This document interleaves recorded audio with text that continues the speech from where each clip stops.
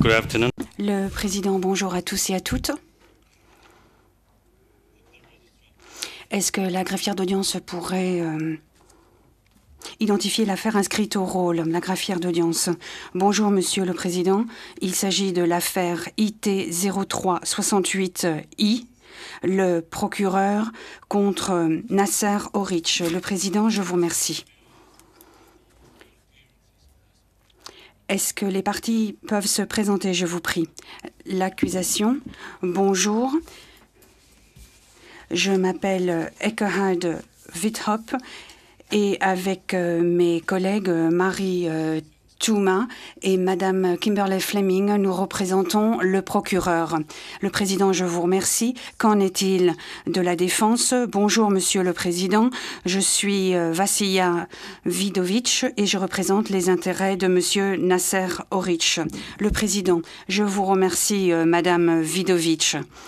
Monsieur Orich, veuillez vous lever, je vous prie. Monsieur l'accusé, pouvez-vous suivre les débats dans une langue que vous comprenez? Réponse. Oui, je comprends ce que vous me dites. Le Président, aux fins du compte-rendu d'audience, pourriez-vous décliner votre identité? Réponse. Je m'appelle Nasser Orich. Le Président, pourriez-vous également préciser le nom de votre père et de votre mère? Mon père s'appelle Jemal et ma mère Hatta. Le Président, je vous remercie. Pourriez-vous nous préciser votre date de naissance ainsi que votre lieu de naissance? Réponse. Je suis né le 3 mars 1967 dans le village de Potocari, dans la municipalité de Srebrenica. Le Président, merci. Veuillez vous rasseoir.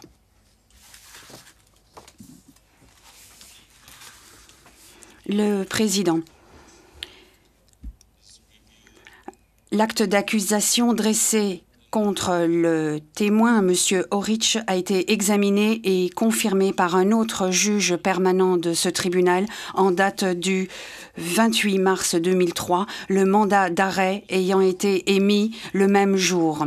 L'accusé a été arrêté le 10 avril 2003 à Tuzla, en Bosnie-Herzégovine, et transféré au quartier pénitentiaire de ce tribunal le lendemain.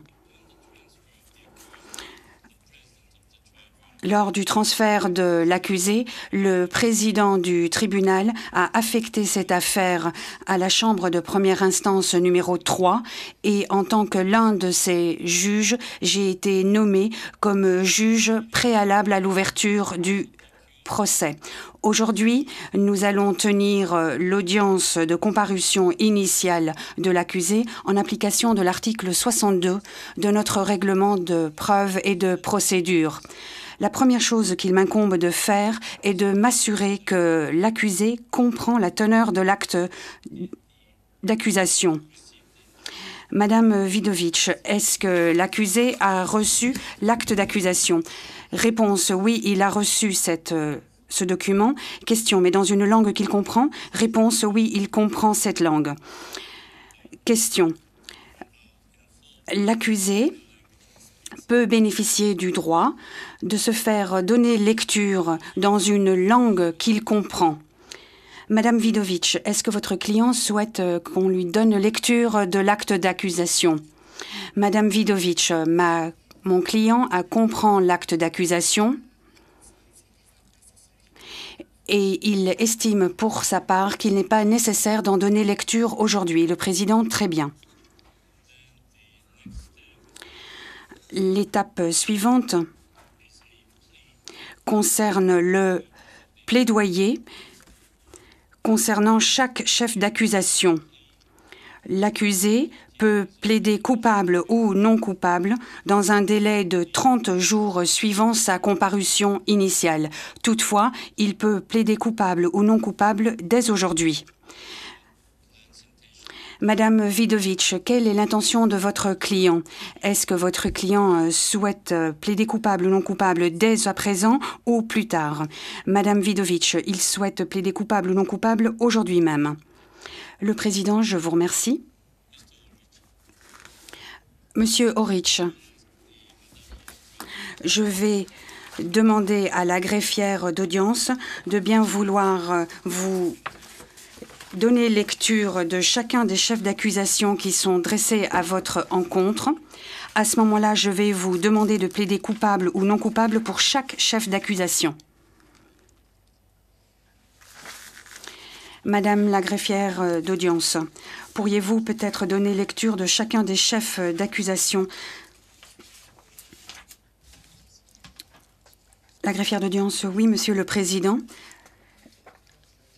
Chef 1, meurtre, une violation des lois ou coutumes de la guerre, sanctionné par les articles 3 et 7.3 du statut du tribunal et reconnu par l'article 3.1a des conventions de Genève.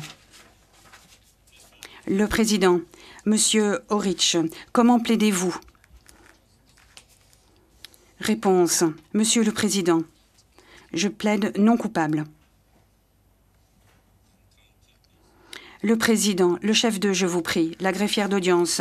Chef 2, traitement cruel, une violation des lois ou coutumes de la guerre, sanctionné par les articles 3 et 7.3 du statut du tribunal et reconnu par l'article 3.1a des conventions de Genève. Le Président, quel est votre plaidoyer? Réponse. Monsieur le Président, je plaide non coupable. Le Président, merci.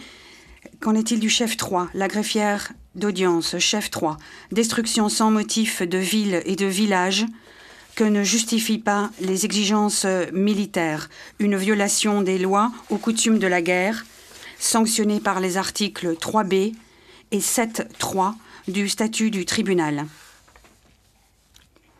Le Président, merci. Comment plaidez-vous?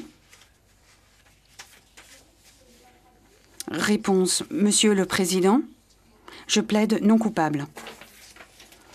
Le Président, merci. Le chef 4, la greffière d'audience, chef 4, pillage de biens publics ou privés, une violation des lois ou coutumes de la guerre, sanctionné par les articles 3e et 7.3 du statut du tribunal.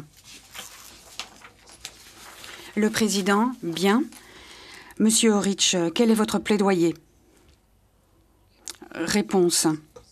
Monsieur le Président, je plaide non coupable. Le Président, bien. Le chef 5 à présent, la greffière d'audience, chef 5, destruction sans motif de villes et de villages que ne justifient pas les exigences militaires, une violation des lois ou coutumes de la guerre, sanctionnée par les articles 3b et 7.1 du statut du tribunal. Le Président, bien. Monsieur Orich, comment plaidez-vous? Réponse, Monsieur le Président, je plaide non coupable. Le Président, merci. Et le chef 6, la greffière d'audience, le chef 6, pillage de biens publics ou privés, une violation des lois ou coutumes de la guerre, sanctionné par les articles 3e et 7.1 du statut du tribunal. Le Président, bien. Monsieur Orich, quel est votre plaidoyer? Réponse. Monsieur le Président, je plaide non coupable. Le Président, merci. Veuillez vous rasseoir, je vous prie. Réponse, je vous remercie. Le Président, nous avons à présent mené à terme la première partie de notre audience. Je dois à présent rappeler à l'accusation qu'en application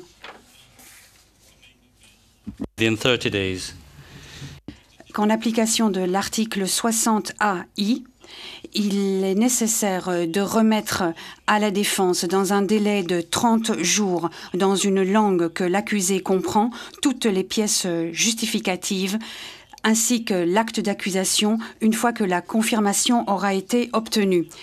Par ailleurs, toutes les déclarations préalables obtenues par l'accusation de la part de l'accusé doivent également être communiquées. Et à présent, je m'adresse à la défense et je l'informe que la défense disposera d'une période de 30 jours pour soulever toutes les exceptions préjudicielles qu'elle jugera bon à partir du moment où elle aura reçu les éléments de preuve nécessaires en application de l'article 66 du règlement de procédure et de preuve. Cela étant dit, j'invite les parties à me dire s'il y a des questions qu'elles souhaitent évoquer dès à présent. Le procureur.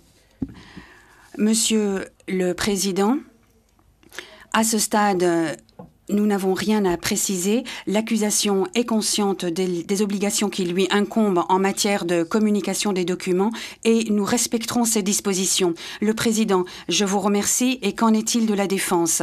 La défense, non, Monsieur le Président. Nous ne souhaitons pas demander à prendre la parole. Nous ne souhaitons pas soulever de questions particulières. Le Président, Monsieur Orich, y a-t-il quelque chose que vous souhaitez porter à l'attention de ce tribunal, s'agissant plus particulièrement de votre arrestation ou d'un autre domaine?